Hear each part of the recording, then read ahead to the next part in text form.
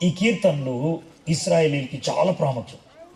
ఎంత ప్రాముఖ్యం అంటే ఇశ్రాయేలీలకి బైబిల్లో బాగా ఇష్టమైన పుస్తకాలు 5 ఉన్నాయి. బాగా ఇష్టమైన 5. ఈ 5 పుస్తకాలని ఒక ఆయన రాసింది. ఆయన పేరు మోషే. ఆ 5 పుస్తకాలు మొట్టమొదట ఉంటుంది ఆదికాండము, నిర్గమాకాండము, లేవియాకాండము, సంఖ్యాకాండము, ద్వితీయోపదేశం. ఈ 5 పుస్తకాలని ఇశ్రాయేలీలు మా ధర్మశాస్త్రం అంటారు. ధర్మశాస్త్రం అంటే మేమేం చేయాలి, మేమెవరిమి, మేము ఎట్లాగ వచ్చినాము, మా బతుకేంటి, మేము ఎట్లాగ ఉండాలా, ఇవన్నీ చెప్పేదాన్ని ధర్మశాస్త్రం అంటాం. ఈ 5 పుస్తకాలు, ఈ 5 చాలా ప్రాముఖ్యం. కీర్తనలు కూడా అట్లనే రాశారు. 5 పుస్తకాల్లాగా ఈ 150 కీర్తనలు 5 భాగాలు చేశారు. మీరు ఒకసారి బైబిల్ తీస్తారా? బైబిల్ తీస్తే మీకు ఒక మాట చెప్తాను. ఈ 150 కీర్తనల్ని 5 భాగాలు చేశారు. మీకు బాగా అర్థం అవడానికి చెప్తాను. 1వ కీర్తన తీయండి. 1వ కీర్తన తీస్తే, మొదటి కీర్తన నేను కూడా తీస్తాను. నేను కూడా కరెక్ట్గా చూస్తున్నాను లేదు చూస్తాను. మొదటి కీర్తన పైన ఏముందో చూడండి, ప్రథమ స్కందము అని ఉంది కదా. 42వ కీర్తన తీయండి. 42 ద్వితీయ స్కందము ఉందా. 73వ కీర్తన తీయండి. 73 తృతీయ స్కందం ఉందా. 107వ కీర్తన 90వ కీర్తన తీయండి. 90 చేతులు తీసుకోండి. 107వ కీర్తన మంచి. అయ్యి 5 భాగాలు. కీర్తనలు కూడా 5 భాగాలు చేసింది. అర్థమైందా? ఈ 5 భాగాల్లో కీర్తనలు 5 రకాలు ఉంటాయి. మొదటి 42 కీర్తనలు కూడా, 41 కీర్తనలు కూడా మనం నమ్మేది ఏంటి, మన విశ్వాస ప్రమాణం ఏంటి, ఈ 41 కీర్తనలు.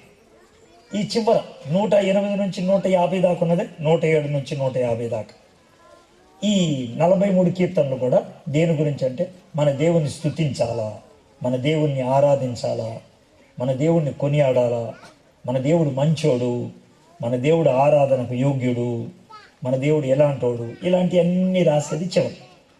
ఇట్లాగా కీర్తనని 150 భాగాలు చేశారు.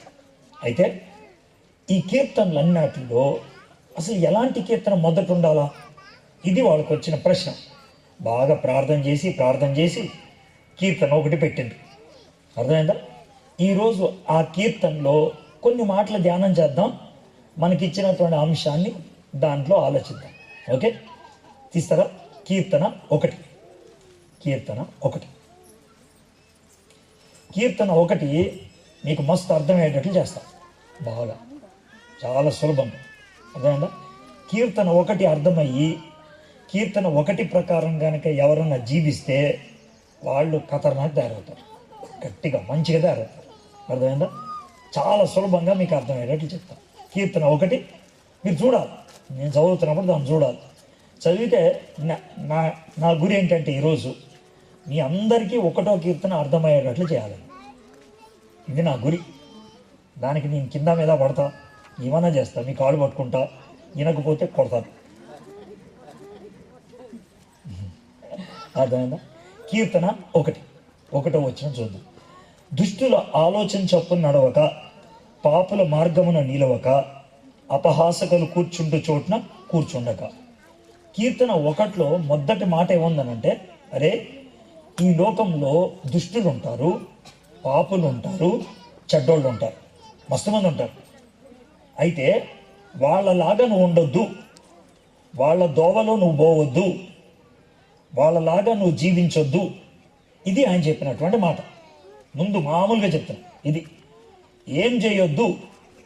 ఇది మొదటి 3 లైన్లకి మనం ఇచ్చేటువంటి మాట. ఒక్క మాట గుర్తుపెట్టుకోండి, ఏం చెయ్యొద్దు అని అన్నది అంతే. అదొక్కడే గుర్తుపెట్టుకోండి. ఏం చేయొద్దు అంటే దుష్టుల్లాగా ఆలోచించొద్దు, పాపుల్లాగా నిలవద్దు, అపహాసకులు కూర్చుండే చోట కూర్చోవద్దు. ఏం చెయ్యొద్దు గుర్తుండదా? ఏంటి మొదటిది ఏం చెప్పండి నాకు? బాస్ అంతే, ఏం చేయొద్దు. మొదటి వచనం ఏంటది? ఏం చేయొద్దు. చెప్పండి, మొదటి వచనం ఏంటి? రెండో వచనం చెప్తాను. ఓకే, నేను ఈ కీర్తనని మస్తు సార్లు చదువుతాను. చదివినప్పుడల్లా ఉల్లిగడ్డ లెక్కల పైన మనం పొరలు తీస్తాం కదా, పొరలు తీసే కొద్దీ ఇంకా వస్తూ ఉంటాయి పొరలు. అదేవిధంగా పొరలుగా దీన్ని చదువుకుంటూ లోనకు. ఓకే, రెండో వచనం చదువుతున్నా. యెహోవా ధర్మశాస్త్రమునందు ఆనందించుచు దివారాత్రము దాన్ని ధ్యానించువాడు దాన్ని. మొదటి వచనం ఏమన్నాను నేను చాలాసార్లు అడుగుతా. మొదటి వచనం ఏమన్నా? మొదటి వచనేమో ఏం చేయొద్దు, రెండో వచనేమో ఏం చేయాలి. మొదటి వచనం ఏంటి? ఏం చేయొద్దు. రెండో వచనం ఏం చేయాలి? ఏం చేయాలి? దేవుని వాక్యాన్ని ఆనందించాలి. ఏం చేయాలి? దేవుని వాక్యం దివారాత్రులు ధ్యానించాలి. అంతే. ఏం చేయాలి? రెండో వచనం. ఇక్కడ దాకా అర్థమైంది కదా? అర్థమైంది లేదా? మొదటి వచనం ఏం చేయొద్దు, రెండో వచనం ఏం చేయాలి. ఇక మూడో వచనం చెప్తాను. మూడో వచనం ఏంటి? అతడు నీటి కాలువలో ఎవరిన నాటబడినదై ఆకు వాడక తన కాలమందు ఫలమిచ్చు చెట్టు వలేండును, అతడు చేయనదంతయు సఫలమగు. దీనికి నేను ఇచ్చే మాట ఏమవుతుంది చెప్పండి నాకు, చెప్పండి ఏమవుతుంది? మొదటి వచనమేమో ఏం చేయొద్దు, రెండో వచనమేమో ఏం చేయాలి, మూడోదేమో ఏమవుతుంది? ఇట్లా చేయొద్దు, ఇట్లా చేయాలి, ఇట్లా అవుతుంది. అంతేనా? చాలా సులువు. అయితే ఈరోజు మనకి ఇచ్చిన అంశం ఏంటనంటే, ఈ తప్పుడు బోధలు ఉన్నాయి చాలా, ఆ తప్పుడు బోధల జోలికి వెళ్ళొద్దు అని అన్నారు. అవునా కదా? నేను తప్పుడు బోధల జోలికి వెళ్ళకుండా ఉండాలంటే ఏం చేయాలా? చేయాలా. అదేది రెండో వచనం, యెహోవా ధర్మశాస్త్రమును ఆనందించుచు దివారాత్రులు ధ్యానించాలి. ఈ దేవుని వాక్యాన్ని ఆనందించేవాడికి తప్పుడు బోధలు ఎక్కుతాయా? ఎక్కువ. ఇప్పుడు మనం మటను చికెన్ తినేటోడికి అదేనా, మనకి పప్పుచారు వేస్తే కనుక ఎక్కుద్దా? ఎక్కదు. నువ్వు ఎంత చక్కనవు నువ్వు. ఇక పప్పుచారు కోసం తిరుగుతున్నావు అంటే నీకు అర్థమైంది మాంసం తింటాం పని చేసేసినావు అని అర్థం. అంతే కదా? అది మాంసం తింటాం ఆనందించేవాడికి, మాంసం తింటాం అనేది అలవాటు అయిపోయిన వాడికి, ఆదత్ అయిన వాడికి, అరే పప్పుచారు వేస్తా, అన్నం పెడతా, జర బెండకాయ వేపుడేస్తా, దొండకాయ వేపుడేస్తా అంటే ఇలా దొండకాయ బెండకాయ ఇయ్యనా, ఈ కాయలేనా, మెడకాయ కందనకాయ అలాంటి కాయలు లేవా అంట. అవునా కదా? ఇది రెండో వచ్చిన దేవుని వాక్యం. కాబట్టి ఒక్క మాట చెప్తాను, దేవుని వాక్యాన్ని అనుదినము ఆనందించాలి. ఒక్క మాట చెప్తాను, మీలో చాలామంది దేవుని వాక్యం వింటారు, దేవుని వాక్యం చదువుతారు. నేను మిమ్మల్ని ఏమంటలా. మీలో చాలామంది దేవుని వాక్యం వింటారు, దేవుని వాక్యం చదువుతారు. కానీ ఇక్కడ కీర్తనలో చెప్పింది చదవమని కాదు. ఏమని చెప్పాడు? దివారాత్రములు కాదు. మొదటి రెండో లైన్ ఏముంది? రెండో వచనం, యెహోవా ధర్మశాస్త్రమునందు ఏంటది? ఆనందించాలి. ఈ ఆనందించడం అంటే ఏంటో మీకు చెప్తాను. ఆనందించడం అంటే ఇప్పుడు మనకి అన్నం వేసి, అర్థమైందా, పప్పు చారేసి పక్కన ఒక చిన్న బద్దం ముక్క పచ్చడి బద్దం పెడితే అది అన్నము ఆనందంగా తింటామా మనం? తినం. మరి అదే అన్నం వేసి పక్కన జర మటన్ కర్రీయో చికెన్ కర్రీయో వేసినాం అనుకో, దాన్ని ఎట్లా తింటాం? అది అన్నమే, ఇది అన్నమే. కానీ ఇది అన్నం తినాలి కాబట్టి తిన్నాం, ఇది అన్నం ఆనందిస్తూ తిన్నాం. మనలో చాలామంది దేవుని వాక్యం వినాలి కదా, ఇందాంలే, ఇది మనకున్న ఆలోచన. అట్లా కాదు. ఆనందిస్తున్నాం అనుకో, మజా తీసుకున్నాం అనుకో, దాంట్లో అది మనకి ఇష్టం అనిపించింది అనుకో, కూర్చుంటుంది లోన్, లేకపోతే కూర్చోదు. ఒక మాట చెప్తున్నాను, నిన్న ఒక దోస్తు పిలిచిండు. ఆ దోస్తు ఏం చేసిందంటే అన్నం పెట్టి పప్పుచారు పెట్టి, అర్థమైందా, కాకరకాయ వేపుడేశాడు. ఏం వేపుడు? అది వాడు పెట్టండి. ఇంకో దోస్తు పిలిచాడు, వాడు పలావ్ వండి చికెన్ ఫ్రై చేసి మటన్ కూర వండాడు. వీళ్ళిద్దరిలో ఎవరి కూరలో అన్నాలు గుర్తుంటుంది? అది గుర్తుంటుందా? ఉండదు. దేవుని వాక్యాన్ని ఆనందిస్తే ఏమవుతుందో చూద్దాం. దివారాత్రము దాన్ని ధ్యానించువాడు దాన్ని ధ్యానించడం అంటే ఏంటి తెలుసా? బర్రెలు తెలుసు కదా మీకు? బర్రెలు ఏం చేస్తాయి తెలుసా? అంటే మిమ్మల్ని బర్రె అని తిడుతుందా చెప్తున్నా. బర్రెలు ఏం చేస్తాయంటే, ఇప్పుడు మనం గడ్డేసాం అనుకో, పక్కన తినేస్తే ఇక్కడ ఒక సంచి ఉంటుంది బర్రెకి. ఆ సంచిలోకి ఆ గడ్డి అంతా పోతుంది, అర్థమైందా? మనం దాన్ని పంపించేసినాం అనుకో, అది పోయి ఏం చేస్తాం అని ఉంటుంది. అని అంటే ఈ సంచిలోకి వెళ్ళి ఆ గడ్డి నోట్లోకి వస్తుందా అని తింటా ఉంటుంది, అర్థమైందా? అది తిని అప్పుడు మింగితే ఈ సంచిలోకి వెళ్దాం, తిన్న కడుపులోకి వెళ్తాం, మళ్ళీ కొంచెం తీస్తుంది, మళ్ళీ దాని తిని కిందకి వస్తుంది. ఆ విధంగా సంచిలోకి వెళ్ళి గడ్డి తీసి తింటవే దాన్నే ధ్యానించడం అంటారు, అర్థమైందా? అంటే మనం కూడా సమయం ఆ ఫోన్ బంద్ చేయండి, బంద్.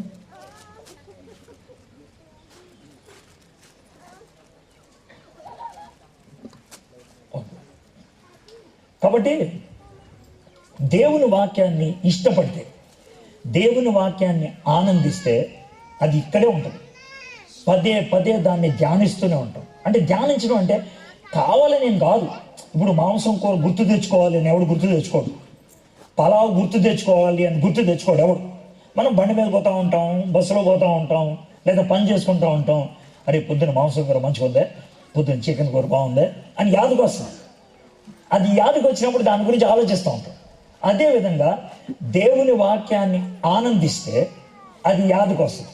అది యాదకు వచ్చినప్పుడు దాన్ని పదే ఆలోచిస్తూ ఉంటే దాన్నే ధ్యానించుతూ ఉంటారు. అదే ఇది జరిగిందనుకో, ఏది దేవుని వాక్యాన్ని ఆనందిస్తూ దివారాత్రులు ధ్యానించామనుకో, దేవుని వాక్యము లోనుంటే, నిన్న చెప్పినాను కదా, దీంట్లో గాలి పోవాలంటే ఏం చేయాలి? దాంట్లో నీళ్ళు రావాలి. దీంట్లో నీళ్లుంటే గాలి ఎక్కుద్దా? దీంట్లోకి రాదు. ఈ నీళ్లే దేవుని వాక్యం, ఈ గాలే దుష్టుడి ఆలోచన.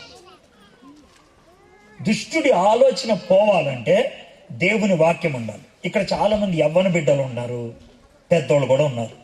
ఎక్కువ మంది యవ్వన బిడ్డలకు ఒక చిన్నది ఉంటుంది, సార్ నాకు ఇష్టం లేకుండా చెడ్డ కోరికలు వస్తున్నాయి, చెడ్డ తలంపులు వస్తున్నాయి, నాకు ఇష్టం లేదు కానీ నాకు వస్తున్నాయి.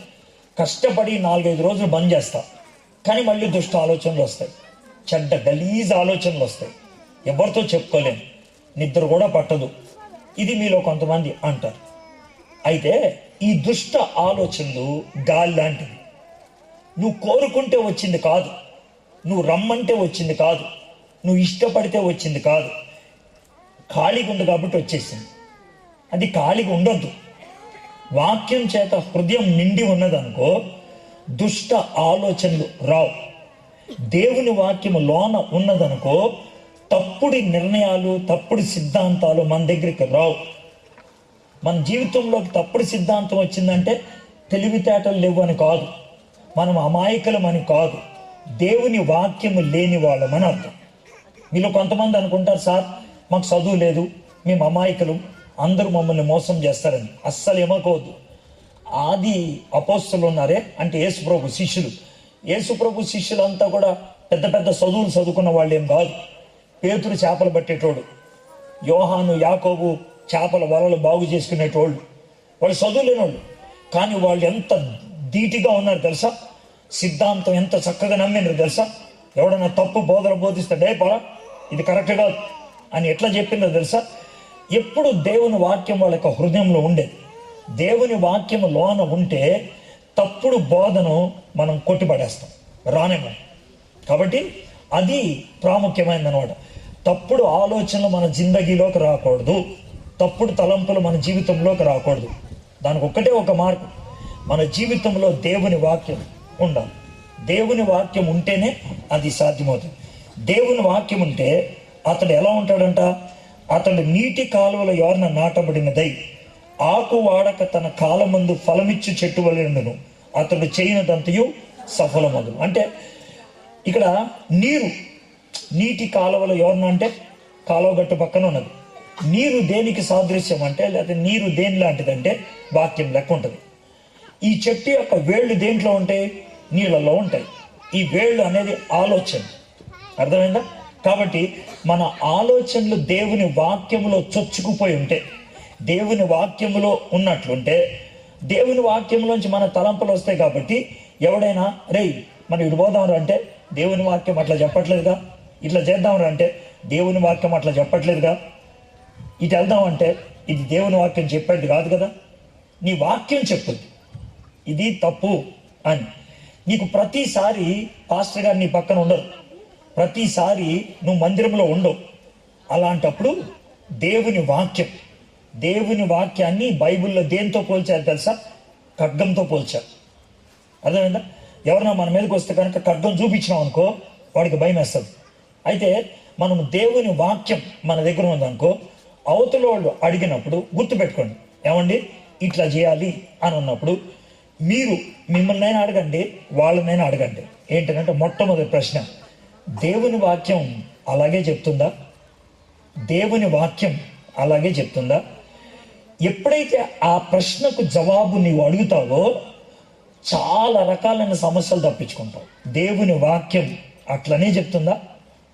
ఇప్పుడు ఎవరైనా వచ్చి ఏమండి మనం గుళ్ళో కొబ్బరికాయ కొట్టాలి అని అనుకోండి, గుళ్ళో కొబ్బరికాయ కొట్టాలి అని అన్నారనుకోండి, మనకి ఎక్కడా చెప్పలేదు, కానీ ఎవరో వచ్చి చెప్పారు, ఏమండి గుళ్ళో కొబ్బరికాయ కొడదాం.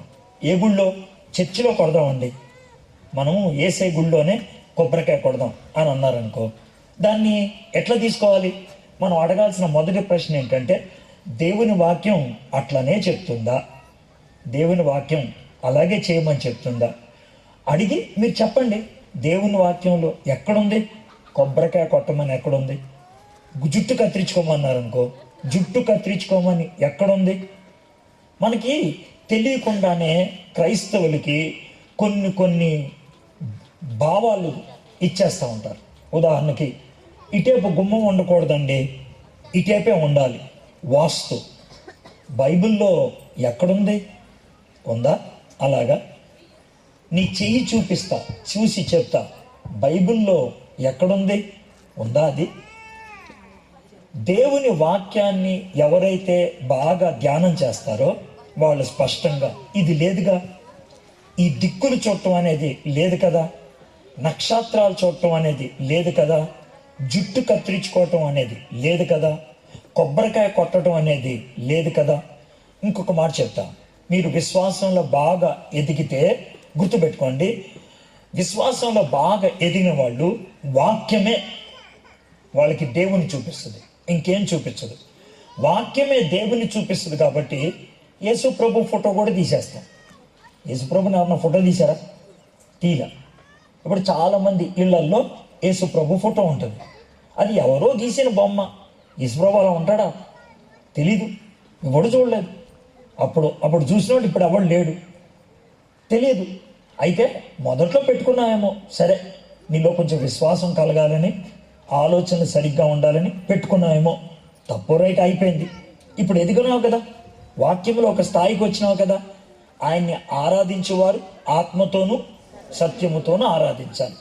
ఆత్మతో ఆరాధించేటప్పుడు బొమ్మలు ఎక్కడి నుంచి వస్తాయి? ఆత్మతో ఆరాధించేటప్పుడు కొబ్బరికాయ ఎందుకు వస్తుంది? ఆత్మతో ఆరాధించేటప్పుడు అగరత్తులు ఎందుకు వెలిగిస్తాం? ఆత్మతో ఆరాధించేటప్పుడు పువ్వులు ఎందుకు? ఆత్మతోనూ సత్యముతో అన్నప్పుడు ఇక ఒకటే ఉండేది మనకి, వాక్యం ఉంటుంది, హృదయంలో ఆరాధిస్తాం, కళ్ళు మూసుకుంటాం, దేవుణ్ణి స్మరిస్తాం, దేవుణ్ణి ఆలోచిస్తూ ఉంటాం. పరిశుద్ధాత్ముడు మనకిచ్చినటువంటి తలంపులను బట్టి బేఫికర్ చెప్తాం, దేవా నువ్వు గొప్పోడివి, నిన్ను ఆరాధిస్తున్నా, నువ్వు ఇది, నీ దేవుడు ఇది, నువ్వు నాకు. ఆత్మతో సత్యంతో. ఇది ఎక్కడి నుంచి వచ్చింది? వాక్యంలోంచి వచ్చింది. వాక్యము మనకి ఆధారం అయ్యున్నది. తప్పుడు బోధల నుంచి బయటికి రావడానికి ఒకే ఒక మార్గం ఏంటనంటే వాక్యం. ఇది మొదటి సిద్ధాంతం. క్రైస్తవుల్ని చాలాసార్లు తప్పుడు బోధల్లోకి తీసుకెళ్ళేది ఏంటంటే బైబిల్లో లేని విషయాలు తీసుకొస్తారు. బైబిల్లో లేని విషయాలు, వాళ్ళు చేశారు, వీళ్ళు చేశారు. ఒక మాట చెప్తున్నా, 100 మంది చెప్పినా బైబిల్లో లేకపోతే దాన్ని స్వీకరించవద్దు. 100 మంది చెప్పిన, 1000 మంది చెప్పిన, 1,00,000 మంది చెప్పిన, బైబిల్లో ఉందా? బైబిల్లో లేకపోతే అది దేవుడి దగ్గర నుంచి కాదు. నాకు కళ వచ్చింది, నీకొచ్చింది కళ, బైబిల్లో లేదు, నేను ఒప్పుకోను. నేను దేవుని బిడ్డని, నాకు దేవుడు దర్శనం ఇచ్చాడు, నువ్వు దేవుని బిడ్డవే, కానీ వాక్యములో లేదు. ఎందుకనంటే దేవుడు మనకి ఒక నమూనా ఇచ్చాడు. ఈ నమూనా అంటే చెప్తాను. అదేంటనంటే, ఇప్పుడు పాలోడు వస్తాడు కదా, మనం లీటర్ పాలు అడిగామనుకో, వాడు ఏం చేస్తాడు, లీటర్ క్యాన్లో పాలు పోసి అది మన బొగనలో వేస్తాడు, లేకపోతే బాటిల్లో వేస్తాడు. వాడి దగ్గర ఒక క్యాన్ ఉంటుంది, లీటర్ క్యాన్. అది కరెక్ట్గా 1 లీటర్ ఉంటుంది. దాంట్లో పాలు నిండా పోస్తే అది లీటర్. మనం ఉల్లిగడ్డలు కొనడానికి వెళ్ళాం అనుకో, మన తక్కిళ్ళలో ఒక పక్కన 1 కేజీ రాయి ఉంటుంది, ఈ పక్కన ఉల్లిగడ్డలు వేస్తాడు. ఆ కేజీ రాయి నమూనా, అది కేజీ ఉంటుంది కరెక్ట్గా. అదేవిధంగా బైబిలు కేజీ రాయి లాంటిది. అందుకే బైబిలు లీటర్ లాంటిది, అది కరెక్ట్గా ఉంటుంది. మనం బట్టలు కొనడానికి వెళ్ళినప్పుడు 2 మీటర్ల బట్టి అంటాం, వాడి దగ్గర ఒక బద్ద ఉంటుంది, మీటర్ బద్ద, దాంతో 2 సార్లు కొలుస్తారు. అది కరెక్ట్గా ఉంటే బట్ట కరెక్ట్గా ఉంటుంది. బైబిలు మనకి బద్ద లాంటిది, మీటర్ బద్ద లాంటిది. దీన్ని మన నమూనా అంటారు. మన జీవితానికి కరెక్ట్ మార్గం ఇది. ఇది గనక సరిగ్గా మనం ఆచరించినట్లయితే, దేవుని వాక్యాన్ని బాగా ధ్యానం చేసినట్లయితే తప్పుడు బోధలు స్పష్టంగా గుర్తుపట్టగలుగుతాం. అయితే ఈరోజు తప్పుడు బోధల గురించి కొన్ని నేను చెప్పొచ్చు. నేను దాని గురించి ఎక్కువ మాట్లాడుతూ నాకు ఇష్టం లేదు. ఎందుకంటే దొంగ నోటు గురించి ఎక్కువ చెప్పక్కర్లేదు. మంచి నోటు నీకు బాగా తెలిసిందనుకో, దొంగ నోటు గురించి చెప్పక్కర్లా, చూడంగానే తెలిసిపోద్ది ఇది దొంగ నోటురా అని. నా మిత్రుడు ఒక ఆయన ఉన్నాడు, బ్యాంకులో పనిచేసేటోడు నా మిత్రుడు. ఒకసారి అతన్ని ఒక ప్రశ్న అడిగిన, ఏమన్నా తెలుసా, నువ్వు దొంగ నోటు పట్టుకోవడానికి ఎంత టైం పట్టుద్ది అన్నా. అంటే వాడు ఏమన్నాడు తెలుసా, ఒకవేళ నువ్వు నాకు 100 ఉండేటువంటి కట్ట ఇచ్చినావు అనుకో, 100 నోట్లు ఉండేటువంటి కట్ట, అందుట్లో 1 నోటే మధ్యలో దొంగ నోటు, అందుట్లో 1 నోటే దొంగ నోటు మధ్యది చెడ్డది. నా కళ్ళకు గంతలు కట్టి ఆ కట్ట నాకు ఇచ్చినావు. నేను ఇట్లా ఒక్కొక్క నోటు తీస్తాను కదా, దొంగ నోటు నా చేతికి తగలంగానే నా కళ్ళకు కట్టేస్తున్నా, నేనేమంటాను తెలుసా, ఇది దొంగ నోటు అని చెప్తాను. ఎట్లా చెప్తావు అన్నా అంటే ఆయన ఏమన్నాడు తెలుసా, ఈ చేతులు రోజు మంచి నోట్లను పట్టుకొని ఒకవేళ ఈ చేతికి దొంగ నోటు తగిలితే అర్థమైపోద్ది ఇది దొంగ నోటు. అది పరిస్థితి. అన్నం వండేటువంటి వాళ్ళు, అర్థమైందా, బాగా వంటలు చేసేటువంటి వాళ్ళు ఇప్పుడు కూర వండుతుంటారు కదా, కూర వండుతున్నప్పుడు ఉప్పు సరిపోయిందా లేదా అని మామూలుగా వంట వండే వాళ్ళు చేసే పని ఏంటి, జర్ర కూర చేతులు వేసి ఇలా నాకుతారు, అవునా కదా. అయితే నాకు తెలిసిన కొంతమంది వంట వాళ్ళు ఉన్నారు, వాళ్ళు ఏం చేస్తారు తెలుసా, మూత చూసి ఇందులో ఉప్పు తక్కువ ఉంది అంటారు. మీకు తెలుసా ఆ విషయం? వాసన బట్టి చెప్తారు ఉప్పు తక్కువ ఉందని. మా అన్న అలా చెప్తాడు, బాగా వంటలు వండుతాడు మా అన్న, నేను కూడా వండుతా, కానీ మా అన్న అంత కాదు, అర్థమైందా. మా అన్న 500 మందికి వండుతాడు, నేనైతే 100 మంది 150 మందికి వండుతాను. ఇక్కడ ఇదే ప్రాంతాల్లో పొద్దున్నే వంట వండి, మళ్ళీ 10 గంటలకు వాక్యం బోధించి, మళ్ళీ మధ్యాహ్నం వంట వండి, సాయంత్రం వాక్యం బోధించి మస్తు సార్లు చేసిన ఈ ప్రాంతంలో. కాబట్టి నాకు తెలుసు. ఏలియా అన్న ఉంటాడు, ఆయన కూడా చూసిండు. నేను నా భార్య ఏలియా అన్న, మేము ముగ్గురం కలిసి వంట ఉండేవాళ్ళు మస్తు సార్లు, అర్థమైందా, చాలాసార్లు కలిసి ఉండేవాళ్ళు. కాబట్టి నాకు తెలుసు, కానీ నాకు అంత తెలియదు. మా అన్న అట్లా కాదు, మూత తీసి అరే దీంట్లో ఉప్పు తక్కువ ఉందిరా అనేవాడు. ఎట్లాగా అని అంటే, వంట వండి వాసనలు చూసి, ఉప్పు లేకపోతే వాసన ఎలా ఉంటుంది, ఉప్పు ఉంటే ఉప్పుకి వాసనకి సంబంధం అంటే నీకు తెలియలేరా, నీకు తెలియదు, అది అనుభవం ఉన్నవాడికి తెలుసు. అదేవిధంగా వాడు అరే తాకిడితే ఎలా తెలుస్తుందిరా దొంగ నోటు, నీకు తెలియదురా, పట్టుకోగానే ఇది దొంగ నోటు నేను చెప్తా అని అంటాడు. అదేవిధంగా దేవుని వాక్యాన్ని మస్తు చదివి ఎవడైనా దేవుని వాక్యానికి విరుద్ధంగా మాట్లాడితే ఇది తేడా అని చెప్తారు. ఇప్పుడు కొంతమంది పాటలు పాడుతూ ఉంటే అందరూ మస్తు ఆనందిస్తారు, కానీ ఈయన ఉన్నాడే ఆ వాయించేయటం, అర్థమైందా. ఒకవేళ ఈయన అపశృతి పాడిండనుకో, ఇలాగ వాయించేవాడు అపశృతి రంగాన్ని పైకి లేస్తాడు, తల లేస్తావా లేదా. అందుకే ఈ ఏళ్ళు ఎక్కడికి వెళ్ళాలో అర్థం కాదు, అర్థమైనా. ఈయన లెక్క ప్రకారం దీని తర్వాత అక్కడికి వెళ్ళాలి, వీడు దీని తర్వాత ఇది వెళ్తున్నాడు ఏంటి అని ఇక్కడ చూస్తాడు. అది ఆయన ఒక్కరికే తెలుస్తుంది, మనకు తెలియదు. సంగీతం బాగా తెలిసిన వాడికి అపశృతులు తెలుస్తుంది, వంట బాగా తెలిసిన వాడికి రుచులు తెలుస్తాయి, కరెన్సీ బాగా పట్టుకున్న వాడికి దొంగనాడు తెలుస్తుంది, దేవుని వాక్యం బాగా చదివిన వాడికి దొంగ బోధలు తెలుస్తాయి. ఇక 4 చెప్పిన.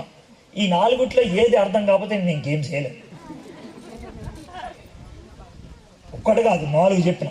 ఈ 4 ఏదో ఒకటి అర్థం కావాలి. ఈ 4 ఏదో ఒకటి అర్థం అయితే చాలు. మీరు అర్థం చేసుకోవాల్సిన ఒకటి, దేవుని వాక్యాన్ని ఎక్కువసేపు ధ్యానం చేయాలి. అయితే ఒక్క మాట చెప్తాను. ఇప్పుడు మన మధ్య నడిచేటువంటి దొంగ బోధలు ఎక్కువ శాతం 3 విషయాల్లో ఉంటాయి. ఆ 3 విషయాలు, ఇది దొంగ బోధ, ఇది దొంగ బోధ అని చెప్పకుండా ఈ 3 విషయాలు ఏంటో మీ మధ్యన చెప్పి నేను ముగిస్తాను. ఓకే, మొదటి దొంగ బోధ. ఎక్కువ శాతం మంది దేంట్లో వస్తారంటే బైబిల్లో ఉన్నటువంటి దేవుణ్ణి సరిగ్గా చూపించరు, తప్పుగా చూపిస్తారు. ఎందుకు చూపిస్తారంటే ముందు వాళ్ళకి అర్థం కాల, మనకు అర్థం కాకుండా చేస్తారు. ఏంటంటే హిందువులు ఏం నమ్ముతారంటే దేవుళ్ళు అనేక మంది, అది హిందువులు నమ్మేది. రాముడి దేవుడు, కృష్ణుడి దేవుడు, అయ్యప్ప దేవుడు, సాయిబాబా దేవుడు, అర్జునుడి దేవుడు, చాలా మంది దేవుడు, అది హిందూ. ముస్లింలు నమ్మేది అల్లా ఒక్కడే దేవుడు, ఇది ముస్లింలు నమ్ముతారు. ఇదేమో హిందువులు నమ్ముతారు. అయితే క్రైస్తవులు ఉన్నారు చూసావా, అటు ఇటు కాకుండా ఉన్నట్లు ఉంటుంది అనమాట. క్రైస్తవులు ఏం చెప్తారంటే ముందు చెప్పడం అయితే మన దేవుడు ఒక్కడే అంటారు, మన దేవుడు ఒక్కడే అంటారు. జరసేపు అయిన తర్వాత తండ్రి దేవుడు, కుమారుడి దేవుడు, పరిశుద్ధాత్ముడి దేవుడు. ఇదేంది రాబాయ్, ఇందాక ఒక్కడే అన్నాం, ఇప్పుడు 3 పేర్లు చెప్తున్నాం అని అంటారు. అదేరా వీళ్ళు ముగ్గురు ఒక్కటే. అరే ముగ్గురు ఒకటే అంటారా?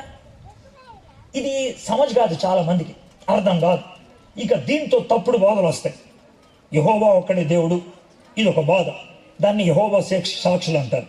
యేసుప్రభు ఒక్కడే దేవుడు, యేసే ఒక్కడే దేవుడు అనేది ఒక బోధ. ఇవి తప్పుడు బోధలు. అయితే ఒక్క మాట చెప్తా, జాగ్రత్తగా వినండి. ఒక్కటే తమ్మి, ఈ బ్లూ కుర్చీలు 3 ఇవ్వ నాకు, ఈ బ్లూ కుర్చీలు 3, అక్కడ 2 ఉన్నాయి, ఇంకోటి. అయితే జాగ్రత్తగా వినండి. ఒక్కటే, మీరు వినండి, కుర్చీలు మీకు చూపిస్తా. ఆ కుర్చీలు చూస్తారా, చిరంజీవి లాగానో లేకపోతే పవన్ కళ్యాణ్ లాగా కుర్చీలు, ఈ ఖాళీ కుర్చీలు కూడా చూస్తాయి. ఏమని చెప్పాలి కదా, ఏమన్నా కూర్చున్నాడంటే చూసాడంటే ఒక అర్థం.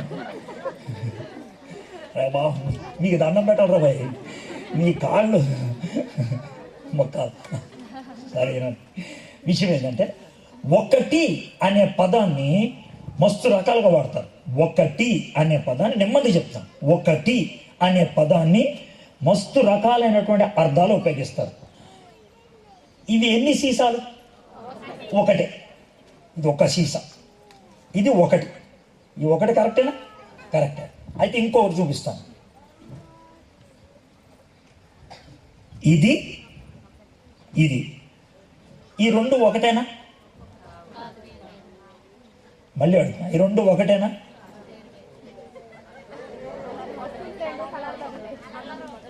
నువ్వు కలర్ ఒకటేనా ఏమంటారు? ఈ 2 ఒకటేనా?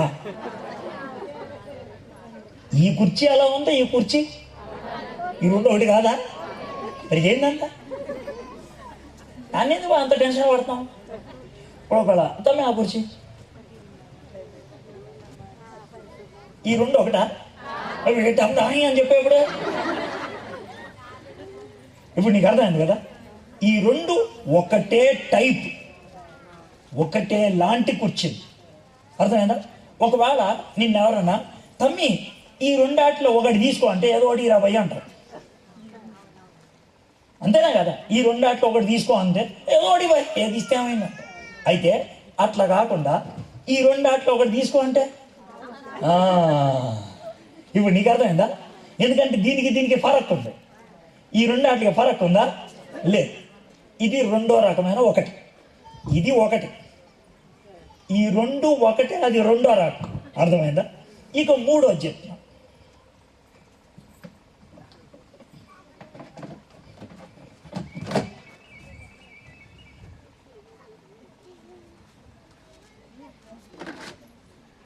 ఇప్పుడు ఎన్ని కనబడుతున్నాయండి కుర్చీలు?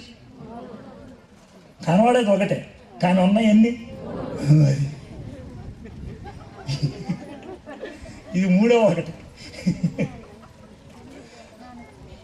అర్థమైందా? ఇది 3వ ఒకటి. అన్న ఇది కుర్చీల్లో అవుతుంది కానీ మనుషుల్లో అవుతుందా అన్న అని అంటాను. ఇక అది కూడా చెప్తారు, దాన్ని కూడా చెప్తారు. 4 పోరగాళ్ళు ఆడుకోవడానికి పోయింది. ఎంతమంది పోయి? జర్రసేపు అయిన తర్వాత ఒక్కడే వస్తున్నారు. ఎంతమంది వస్తున్నారు? ఇది బట్టలు గిట్టాలు అని చింపుకొని వస్తున్నాడు, వచ్చేటోడు చిరిగిపోయి ఏడుచుకుంటూ వస్తున్నాడు. ఇక వాడిని అడిగినాం, అరే మీరు 4 పోయినారు, నువ్వు ఒక్కనే వస్తున్నావు, ఏడుస్తున్నావు, మిగిలిన ముగ్గురేమయ్యారా అని అడిగారు. అడిగితే వాడిచ్చే జవాబు ఈనాడు జాగ్రత్తగా అని ఏమంటాడు తెలుసా, అన్న నన్ను ఒక్కడిని చేసి వాళ్ళ ముగ్గురు ఒకటైపోయి ఇరగొట్టినారు అన్న. మళ్ళీ చెప్తా డైరెక్ట్, నన్ను ఒక్కడిని చేసి వాళ్ళ ముగ్గురు ఇవి నీకు అర్థమైంది కదా, నన్ను ఇరగొట్టిండు. నేను చెప్పింది కరెక్టా కాదా? కరెక్టే. ఆ ముగ్గురు ఒకటవటం అంటే ఇది, ఈ ముగ్గురు ఈ నేషన్, ఇది 3వ రకమైన ఒకటి. ఇప్పుడు ఎన్ని రకాలైన ఒకటి చెప్పినా 3. ఇది ఒక్కటే, అర్థమైందా? 2 కుర్చీలు చూపించి ఒకటే అన్నా, అది ఒకే రకం. ఈ 3 కుర్చీలు చూపించి ఒకటే అన్నా, 3 వేరు వేరే కానీ ఒకటైపోయారు. అర్థమైందా? ఇప్పుడు తమ్మి కెమెరా పక్కరా, నువ్వు పక్కరా బాయ్, దాన్ని వదిలేసి కూర్చో. ఆ టీవీ కెమెరా చూడండి, చూసారా? మీరంతా కెమెరా చూస్తున్నారు నాకు తెలుసు. కెమెరా కింద స్టాండ్ ఉంటుంది, దాన్ని చూడండి, చూసిండ్రా? దానికి ఎన్ని కాళ్ళు ఉన్నాయి? ఎన్ని కాళ్ళు అంటే 3 స్టాండ్లు, అది ఒకటే స్టాండ్. కాళ్ళు ఎన్ని? 3 కాళ్ళు ఉన్నాయి కానీ ఒక స్టాండే. అర్థమైందా? మనకి 3 దేవుళ్ళు ఉన్నారు, తండ్రి, కుమార, పరిశుద్ధాత్మ, కానీ వాళ్ళు ఒకటిగా వ్యవహరిస్తున్నారు. అది మనం నమ్మేది. 3 కలిసి మనం సృష్టించారు, తండ్రి, కుమార, పరిశుద్ధాత్మ. 3 కలిసి మనల్ని రక్షించండి. అంటే ఎట్లాగా? ఇప్పుడు మనల్ని రక్షించడానికి ఎవరు చనిపోయినరు చెప్పండి? యేసయ్య చనిపోయారు. యేసయ్యని ఎవరు పంపించారు? తండ్రి పంపించాడు. యేసయ్య మన కోసం చనిపోయాడని మన హృదయంలో ఒప్పుకునేటట్లు చేసింది ఎవరు? పరిశుద్ధ. ఇక 3 కలిస్తే అయింది పని. అందులో ఏ ఒక్కరు లేకపోయినా అవ్వదు. ఇక 3 ఎవరో కూడా చెప్తాను. నేను హోటల్ పెట్టినా, ఏం పెట్టినా, ఆయనేమో ఇటు రాబోయే, ఈయనేమో మంచి వంటోడు, ఈయన ఇడ్లీలు చేసిండు. హోటల్ ఎవరిది? నాది. ఇడ్లీలు ఎవరు చేసిండు? ఈయన. ఇటు రాబోయే ఇటు. ఈయనేమో మంచి సర్వర్, ఇడ్లీ పట్టరా అంటే పట్టుకొచ్చింది ఈయన. నేను లేకుండా హోటల్ ఉంటుందా? ఈయన లేకుండా ఇడ్లీ వస్తుందా? ఆయన లేకుండా నీ చేతికి ఇడ్లీ వస్తుందా? మీ 3 కలిస్తే ఇడ్లీ వస్తుంది. ఈ ఇడ్లీనే రక్షణ అంటాం. అర్థమైందా? అంటే అర్థమయ్యే భాషలో చెప్తున్నాను. నేను ఇడ్లీ చేసేవాడిని పంపించా, ఈయన యేసయ్య. ఈయన ఇడ్లీ చేసిండు, చేసిన తర్వాత ఆ ఇడ్లీ తీసుకొచ్చి నీకు ఇచ్చిండు ఈయన పరిశుద్ధాత్మ. మీ 3 కలిసి చేసినాం. అర్థమైందా? చాలా అయిపోయింది. ఇప్పుడు మీకు అర్థమైందా? ఇంత పక్కా చెప్తున్నాను. మన దేవుడు త్రిత్వమై ఉన్నాడు. ఏమై ఉన్నాడు? త్రిత్వం. వాళ్ళు ఏం చేసినా కలిసే చేస్తారు. మీకు 1-2 విషయాలు చూపిస్తా, కలిసి చేసినవి ఏంటో చూద్దాం. ఆదికాండం 1వ అధ్యాయం, 26వ వచనం. ఆదికాండం 1వ అధ్యాయం 26వ వచనం చదవండి. దేవుడి తర్వాత ఏమన్నదా? అది దేవుడి తర్వాత ఏమన్నది? దేవుడి తర్వాత ఏమన్నది? దేవుడి తర్వాత ఏమన్నది? దేవుడి తర్వాత గీత ఉన్నది. ఉన్నదా లేదు చూడండి. ఉందా? అయితే నేను చెప్తా ఒక మాట ఏమండి, నేను ఊరినే తమాషాగా చెప్పట్లా. అదే దేవుడి తర్వాత ఏముందని. దేవుని అంటే ఒక మాట చెప్పి గీత ఉందంటే అర్థం ఏంటంటే అది దేవుడు చెప్పిన మాట అని అర్థం. ఇప్పుడు డ్రామాలు వేసేటోళ్ళు ఉంటారు కదా, డ్రామాలు వేసేటోళ్ళు నా పేరు సతీష్ అనుకో, సతీష్ అని రాసి గీత పెడతారు. అంటే ఇది సతీష్ చెప్పాల్సిన మాట. సునీత అని ఉందనుకోండి, ఇది సునీత చెప్పాల్సిన మాట. అర్థమైందా? దేవుడు చెప్పాడు అక్కడ. ఏమని చెప్పాడు? మన స్వరూపమందు మన పోలిక చొప్పున నరుని సృజిద్దాం. అప్పటికి దేవుడు నరుని సృజించాడా? లేదు. మరి దేవుడు ఎవరితో మాట్లాడుతున్నాడు? దేవదూతలతోనా? కాదు. దేవదూతలతో మాట్లాడేటప్పుడు మన అనే మాట అండవు. దేవదూతలు దేవుళ్ళు లెక్క ఉన్నాయా? ఉండవు. మరి ఎవరితో మాట్లాడుతున్నాడు? దేవుళ్ళు లెక్క ఏం కూడా ఎవడో ఉన్నాడు, అందుకనే మాట్లాడుతున్నాడు. ఇది త్రిత్వం, తండ్రి, కుమార, పరిశుద్ధ. వాళ్ళు 3 కూర్చొని మాట్లాడుతున్నారు. అంటే ఏంటి చెప్పంటారు? ఈయన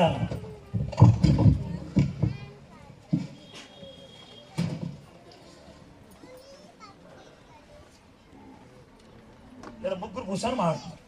ఏమని? భూమి అయిపోయింది, ప్రపంచం అంతా అయిపోయింది, జంతువులన్నీ అయిపోయినాయి, పక్షులన్నీ అయిపోయినాయి, ఏం చేద్దారా బాయ్ అని ముగ్గురు అనుకున్నారు. అని అంటే ముగ్గురు అన్నారు, మన స్వరూపంలో నరుని చేద్దాం అని అన్నారు. అని అంటే సరే అని అన్నాడు. అప్పుడు ఈ ముగ్గురులో ఒక ఆయన ముందుకు పోయింది. ముగ్గురులో ముందు ఒక ఆయన పోయి ఆయన మనిషిని చేసింది. నీకెవడు చెప్పిండ్రా? నాకు ఎవడు చెప్పలే. 27వ వచనంలో ఉంది చూడండి. దేవుడు 26లోనేమో మన ఉంది, 27లో ఇక్కడేమో 26లో ముగ్గురు మాట్లాడిండ్రు, 27లో ముగ్గురులో ఒక ఆయన పోయేది చేసింది. ఎవరు చేశారో నేను చెప్పేగాను. ఎవరు? యేసయ్య. ఎందుకని యేసయ్య అని ఎందుకు అంటున్నావు? యోహాను సువార్తలో ఉంది, కలిగి ఉన్నది ఏది ఆయన లేకుండా చేసేది ఆయన. అదంతా బిల్కుల్. కానీ యేసయ్య మనల్ని అందరినీ సృష్టించినప్పుడు కూడా అందరి ప్రణాళికను బట్టే జరిగింది, లేకపోతే జరుగుండేది కాదు. ఒక అర్థమైంది కదా? ఏది చేసినా ఇలా ముగ్గురు కలిసే చేస్తారనమాట. ముగ్గురే కలిసి ఏది చేసినా కూడా. ఇక 11వ అధ్యాయం, ప్రతి వచనం చూపించడం కానీ 11వ అధ్యాయంలో మానవులు మస్తు పాపం చేస్తున్నారు. పాపం చేస్తా ఉంటే మనం వెళ్దాం, మానవుడి యొక్క భాషను తారుమారు చేద్దాం అని అనుకున్నారు. ముగ్గురు కలిసి వచ్చారు, అందరూ కలిసి తారుమారు చేశారు. అర్థమైంది? మనం వెళ్ళి చేద్దాం. యెషయా గ్రంథం 6వ అధ్యాయం. అన్నీ ప్రతిసారి చూడదు, వినండి సార్. నేను ఒక్కటి చూపించిన ఈ అన్నీ చూపించుకుంటే వెళ్తే బోల్ టైం అవుతుంది. అందుకే వినండి. యెషయా గ్రంథం 6వ అధ్యాయంలో మన తరపున ఎవరు వెళ్తారు? మనం. అర్థమైందా? ఈ విధంగా ఎప్పుడు చేసినా కూడా ముగ్గురు కలిసే చేసేవాడు. దేవుడు లోకాన్ని ఎంతో ప్రేమించి తన కుమారుని అనుగ్రహించాడు. అవునా కదా? యోహాను సువార్త 3వ అధ్యాయం 16వ వచనం. మరియమ్మతో గబ్రియల్ దూత చెప్తూ ఉంటాడు తెలుసా, అమ్మా నేను పురుషుని ఎరగను దాన్ని కదా, ఇది ఎట్లా సాధ్యము అని అంటే అప్పుడు గబ్రియల్ దూత అంటాడు ఏమని తెలుసా, సర్వశక్తిని యొక్క కృప నీ మీద ఉంటుంది, పరిశుద్ధాత్ముడు నిన్ను ఆవరిస్తాడు, నీకు పుట్టబోయేవాడు దేవుని కుమారుడు. త్రిత్వం